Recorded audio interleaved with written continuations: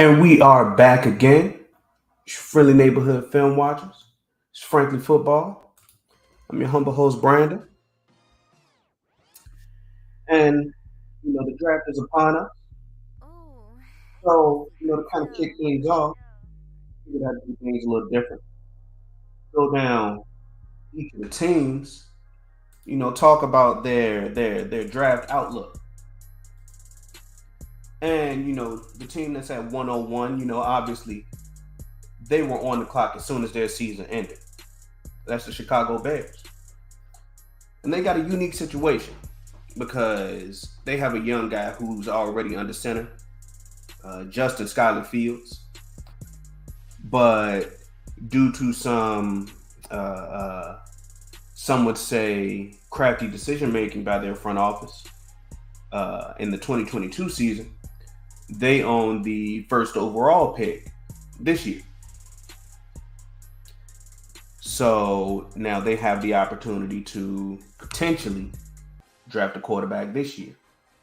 And due to Fields' some would say lack of success, they have a decision to make, right?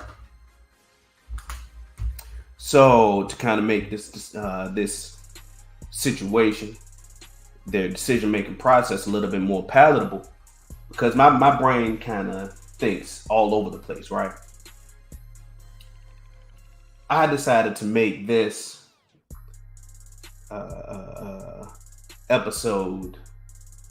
I wrote it down into chapters. I'm gonna talk about this in a novella. Ti word of the day. The first chapter is the quandary of the front office. All right, and I think that the front office, the GM, the head coach, possibly a lot of assistant coaches, their job is on the line. That's Ryan Poles, Matt Eberflus, a bunch of guys who names non-Bears fans such as myself don't know.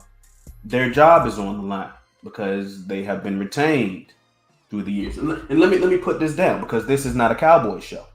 This is a draft show. Oh, NPC cartel. A lot of the Bears front office people job is on the line. And that's something I think that a lot of people forget. Um, the current GM Ryan Poles and Matt Eberflus, they weren't here when the Bears passed on Pat Mahomes. So they're not beholden to that era.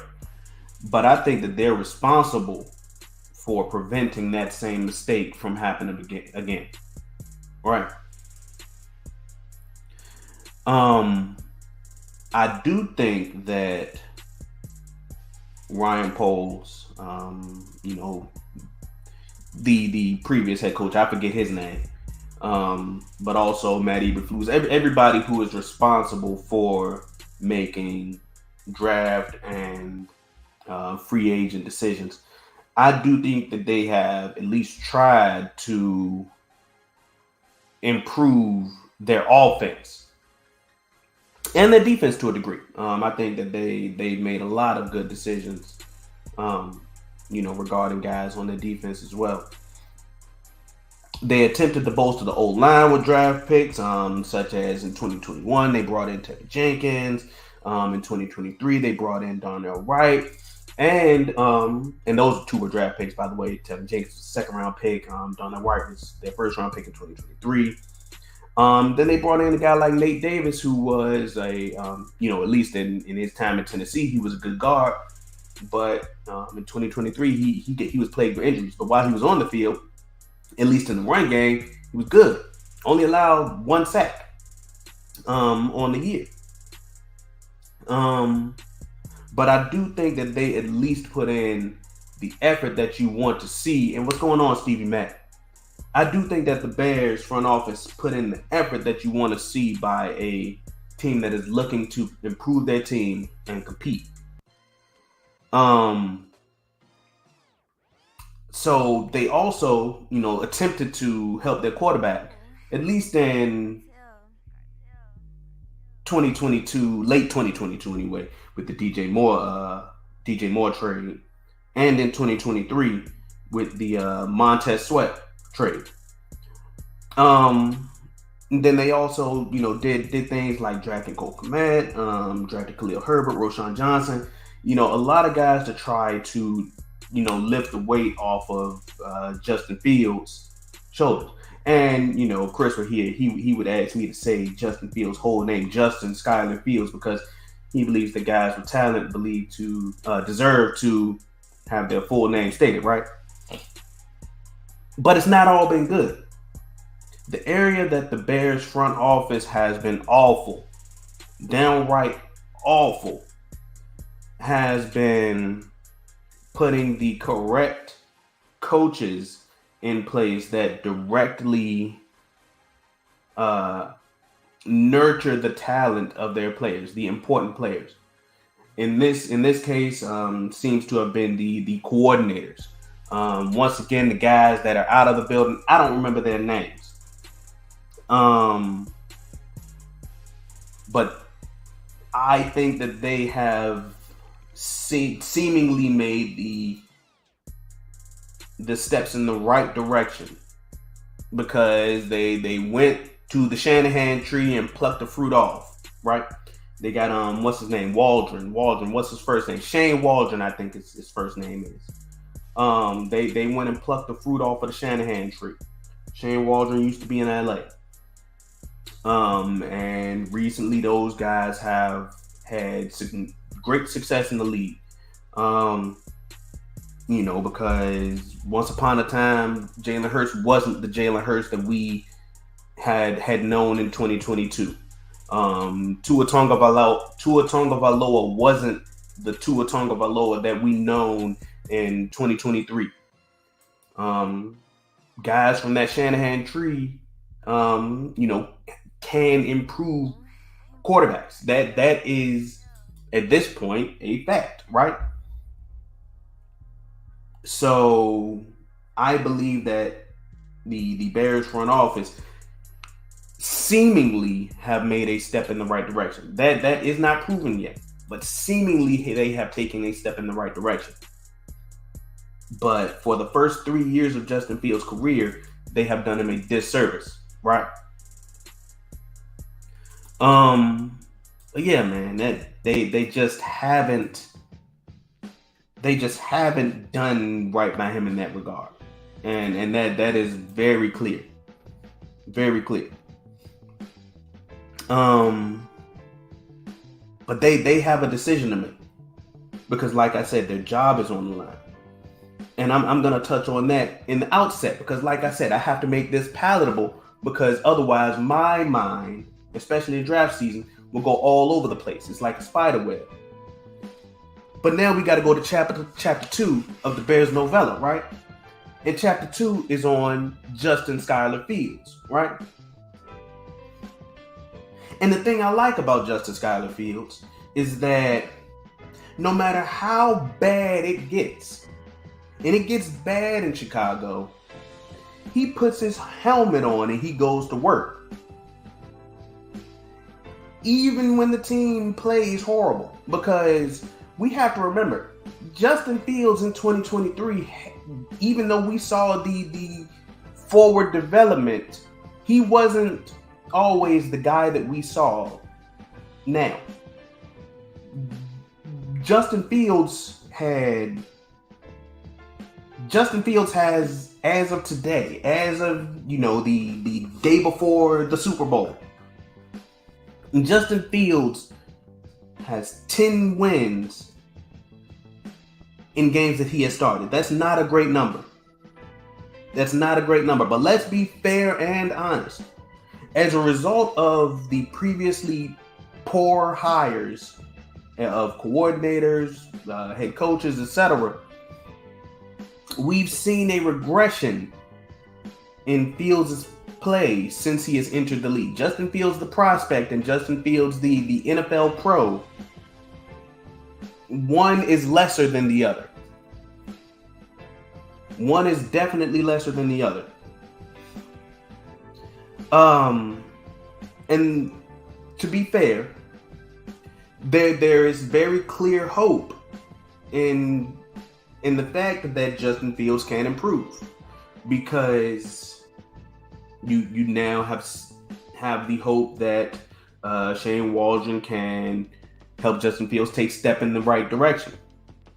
And with that hope, those that support keeping Fields use the point that surrounding him with talent yielded from trading the 101 pick can then gamble on his success, right? But I won't tell you that is impossible. I just think that you have to measure your success. You just have to measure your success. When you're baking a cake, you can't dump the whole container of sugar in there. You gotta go a cup at a time. You have to go a cup at a time. And I will touch on that point later, right? Now, as you see, I'm turning pages, right? I'm turning pages because we're in chapter 3. Chapter 3 is called The Next Guy. It may not necessarily be Caleb Williams, and who knows who they like. They may like Caleb, they may like Drake May, they may even like Michael Penix. Who knows, right? If Chicago decides to trade Fields, for whatever his price may be, personally, I think it could be like a second plus, whether it's 2 seconds, a second and a third, second and a fourth, what have you. That will allow for the Bears to further build the team for that quarterback to be named later. Once again, whether it's Caleb Williams, Drake May, Michael Penix, whoever it is. And contribute to that next quarterback success. But that next quarterback also has the benefit of an offensive coordinator from the Shanahan tree, right?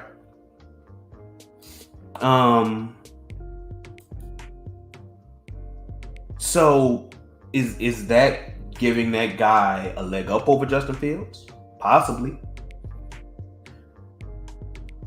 I think that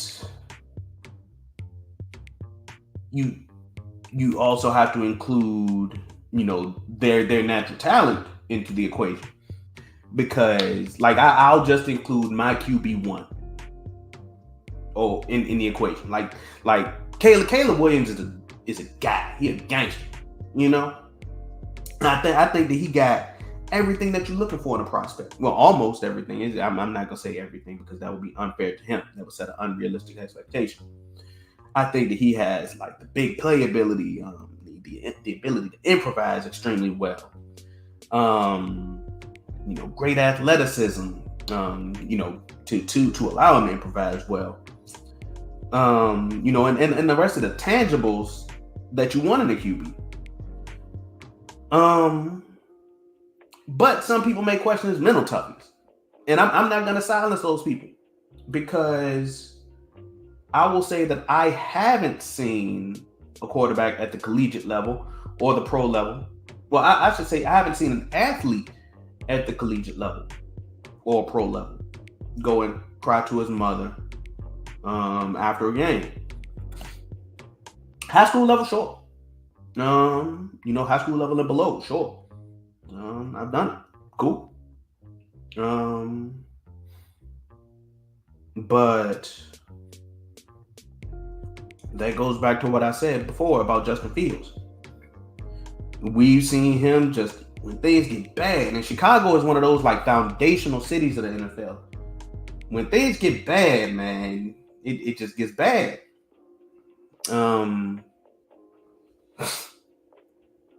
And if you choose to question Caleb's mental toughness, and excuse me,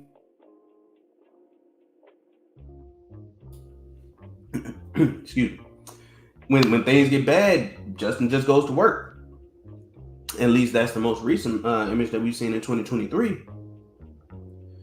But also continuing to focus on the mental for a second. Caleb's pre-snap awareness is just out of this world. I saw this video of Tom Brady talking about guys in third and short situations where a quarterback would call a play for what would be normally a man situation, and the opposing defense calls a zone. If the opposing quarterback chooses to snap the ball into zone and they have their crossing routes go right into the cover two, quarterback, and if they're usually athletic, would have very little choice but to tuck the ball in and run the play. And, us as fans would be like, wow, good job for him for doing it himself. But Tom Brady would look at him like, why did he snap the ball? In a lot of situations, that's exactly what Justin Fields did in the game against Washington. Had an amazing game. But I think that the Washington Commanders, especially in third and short situations, while Chicago was cutting them up, Justin Fields just ran it up their gut, and they couldn't do much to stop him because their linebackers were weak. But Caleb Williams, I think his pre-snap ability is out of this world. What he can diagnose before the ball is even snapped is out of this world. So I think that's a good comparison for the two of them, right? So now, I think it's time to give my personal opinion on what the Bears could and should do, right? People could lose their jobs if they screw this up. And I'm not sure if people are willing to do that. And when I say people, I mean Ryan Poles, Matt Eberflus, as nice of a guy as Justin Fields could be. As many players vouch for him. I, putting myself in their shoes, using empathy, would not be willing to risk my job for potentially marginal development. Justin Fields won 2 games in his rookie year that he started, 3 games in his sophomore year that he started, and 5 games in 2023 that he started. Let's say that trend continues and Justin Fields wins 7 games that he starts, or 8 in 2024. That looks like a run-of-the-mill starter. It looks like less than Geno Smith. They would lose their jobs because prior to Justin Fields, when they had the chance to draft Pat Mahomes, they drafted Mitch Trubisky. Wait, no, that was a little bit before that, but they passed on Pat Mahomes. That's the point. But they would make the same mistake. History would repeat itself. And if I were in their shoes, I would not be willing to do that. And it would cause more damage to Justin Fields' pockets and his development. No matter how good of a team is around him. And yes, it may set them up for, potentially the next quarterback. The next quarterback could have a good team around him. But who's to say that they would be in position to draft the next quarterback? They have the 101 this year. Who's to say that they could be even close to having the 101 next year? Who's to say that? Now, for Justin, sometimes a guy can only succeed if he has a change of scenery. Look at Matthew Stafford. Look at Jared Goff. There are 2 great examples of this. Look at Baker Mayfield. He's had success with a change of scenery. He was able to, in a way, give CPR to his NFL career. But it is a very tumultuous TI secondary word of the day situation to bank everything on a guy who hasn't shown you enough to warrant your trust. Now, if you want to take that as a relationship advice, if you want to take that as football advice, that is totally up to you, right? But boy, oh boy, I wouldn't be willing to, right? I wouldn't be willing to, especially when after this year you have to consider paying Justin Fields. Thankfully, they have a 5th-year option, so they don't have to pay him in 2023. But Justin Fields' price would be over $40 million because Daniel Jones got 40. So they would have to consider paying Justin Fields $42 to $45 million a year. So that is even more to consider. And Gamer the 192nd said, I'd trade this pick to the Giants. If I were to trade the pick,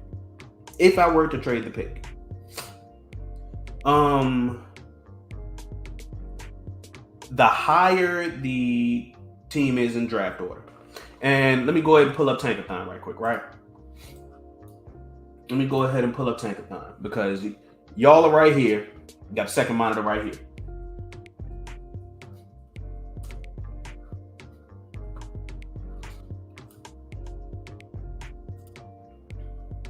Okay, so the Giants are currently picking 6th, right? That means that their second round pick is probably somewhere around like 38th, give or take. I don't believe that. You traded the pick to the Giants. The Giants would have to give up because the Bears want a quarterback. We want what you want. That means that the pick has high value.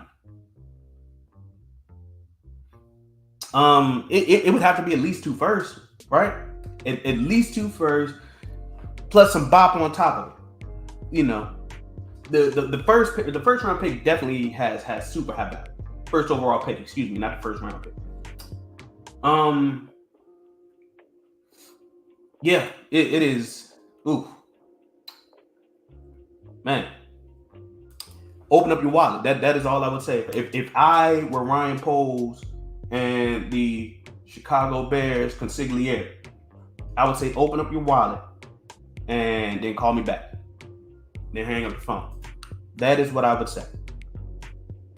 But then also the Giants got a situation themselves. The Giants have a situation themselves because Daniel Jones got a check. And the situation with him, they don't have a potential out on this contract until at least 2025. So yeah, they can draft a guy, but they're strung up by Daniel Jones' contract for another year. You know, sticky situation with them. Sticky situation with the Giants. Ryan Smith said it should cost more if it's an NFC team. Today's price is not yesterday's price. You are correct. The more phone calls they get, the better. I wouldn't say anything until the last possible minute that I have to go up to the podium. I wouldn't say anything. I just say that my phone is ringing. You know, hey, Mr. and Mrs. Mara, that the Mara family owns the Giants. Hey, Mr. and Mrs. Mara, my phone is ringing. I gotta call you back. Ooh, I gotta beep and hang up. That is what I would say. Hey, Mr. and Mrs. Falcons owner, my phone is ringing. I gotta call you back. You know. Speaking of the Falcons, the Falcons might be a candidate to trade Justin Fields to. Because I think that the Falcons are a team that's like a quarterback away. You might be able to finesse them for maybe a first if they're desperate enough.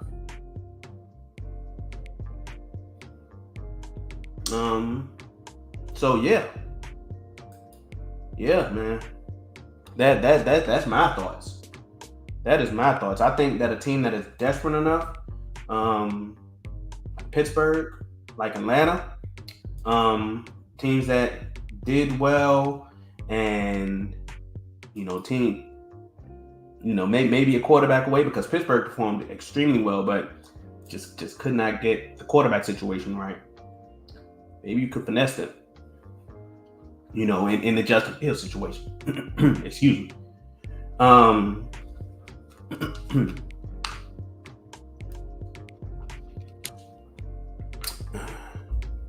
But yeah, man, I genuinely think that the Bears have an interesting situation. They have a lot of guys who vouch for Fields, and I think the players always take up for players, right? Don't get me wrong. If not, then who? But why wouldn't they want to improve their team, right? From a talent perspective, I would say that, where Justin Fields is right now, because Justin Fields, the prospect, is no longer there. Now we only have Justin Fields, the pro. I think that Caleb, May, and Penix are probably better now as prospects than Justin Fields, the pro, is. And that's a nuanced conversation, because guys as prospects, they go through, progressions and regressions, to become who they are now. And that is kind of the changes that Justin Fields has gone through in his 3 years in the league. But yeah, man, I think that is kind of where the Bears are. What do y'all think? What do y'all think the Bears should do with the pick? Who do you think would be an ideal trade candidate for either the first round pick or Justin Fields, if you're on that side of the fence? Y'all tell me. If you don't want to say it in the live chat box, leave it in the comments below. If you like this video, I'm going to do one for all 32 teams, because after the draft, we got 72 days between the Super Bowl and the NFL draft. So I'm going to be doing one of these every single day, whether it's me, myself, or me and Chris, or Chris by himself, who knows. But until then, like the video, share it, subscribe to the channel. And, as always, this is Frank the Football. And until next time, peace.